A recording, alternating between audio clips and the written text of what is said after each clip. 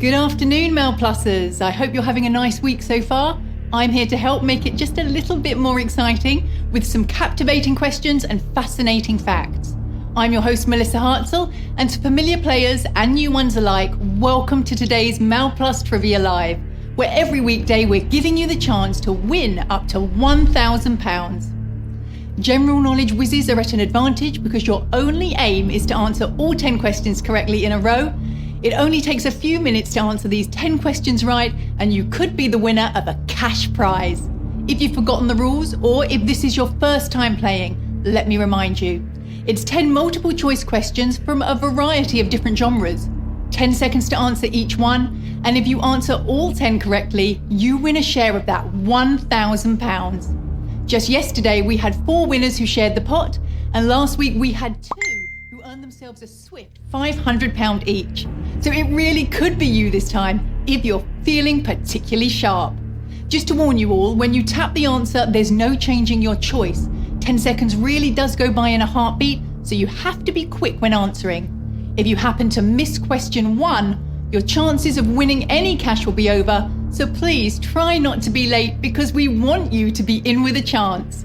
If you get one wrong along the way, you'll be out of the running for the money, but you're welcome to join us for the rest of the quiz. There's some interesting questions, so you'll pick up some great facts along the way. Curiosity only killed the cat, it's rewarded here. So I won't keep you waiting any longer. Let's get straight to it with question number 1. The popular image of Father Christmas is based on traditions associated with which saint? Saint Valentine, Saint Sylvester, Saint Nicholas. His feast day is December the 6th. He was named patron saint of children after a widespread tale about him saving 3 young girls from a life of labour by giving their indebted father 3 bags of gold. It's Saint Nicholas. It's said that the stories of Saint Nicholas, over time and various storytelling, began to mould into those of the Norse gods who had great white beards and superpowers like flight, until finally we got the Father Christmas that we know and love today. Here's question 2.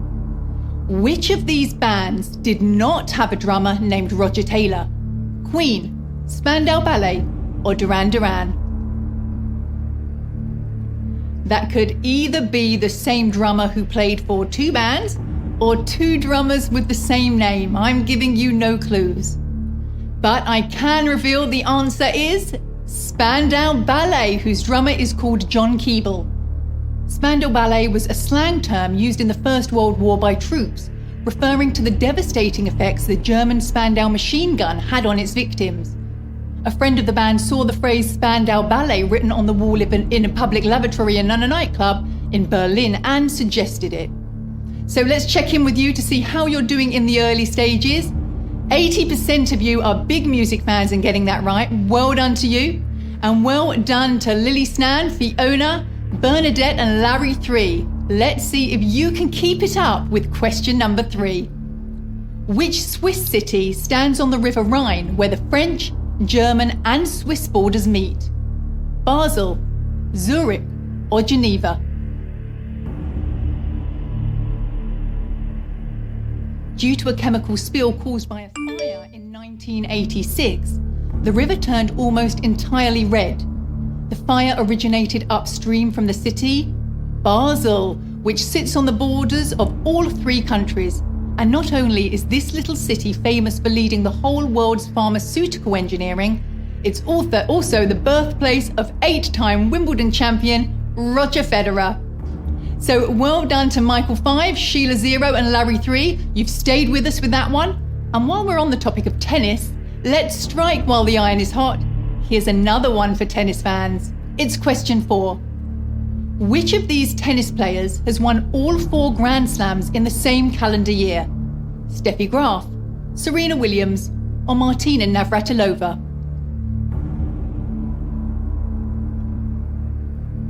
The first Wimbledon championships only included men's singles. Ladies' singles and men's double events were added 7 years later in 1884. And the first ever ladies' singles final was between 2 sisters. The winner was awarded a silver flower basket, and the runner-up receiving a silver-backed hairbrush, although Serena Williams holds the ladies' record for the most aces of all time with 102. It is Steffi Graf who has won all 4 Grand Slams in 1 year. It was also the same year she won the Olympic gold at Seoul too, which is referred to as the Golden Slam. A mighty feat. Well done to 459 of you got that right. However, we did have quite a few of you knocking out, with 800 choosing Serena Williams and 306 of you choosing Martina Navratilova. That was a hard one. Well, we're almost at the halfway mark, so let's carry on with question 5. Aha had a UK #1 hit single with which song? The Living Daylights, Take On Me, or The Sun Always Shines on TV? When Morten Harket was asked about the rather unique name Aha, he said, "When you hear hooves, think horses, not zebras." Simply put, he wanted a name that was both simple and appeared in almost every dictionary of any language. Take On Me might be their best-known song nowadays, but it was actually The Sun Always Shines on TV that was a UK #1. Take On Me not really catching on until its 3rd release, along with the animated video. The Living Daylights was the theme song for the Bond movie with the same name, starring Timothy Dalton. So we have 148 of you nailing that one. Well done to you. Let's see how you do in the second half. On to question 6. What name is given to the blue and white stoneware introduced by Josiah Wedgwood in 1775? Mintonware, Jasperware, or Willow Pattern? The Stoke-on-Trent-born potter, Josiah Wedgwood, overcame smallpox in his youth and later had his right leg amputated, meaning he couldn't even use a potter's wheel despite being the most famous potter in history. And Jasperware is the design of blue stoneware with applied white relief, and the exact formula for this Wedgwood pottery remains confidential. He drew design inspiration from the classical art found in Herculaneum and Pompeii excavations, inscribing it onto his many pots. So let's see how many of you did well on that one. 117 of you getting that one right, and moving on to the final 4 questions. We have Kobe, Delco, Matthias, 1, and Cool. Well done to you. You clearly know your pottery. Let's see what else we have in store for you with question number 7.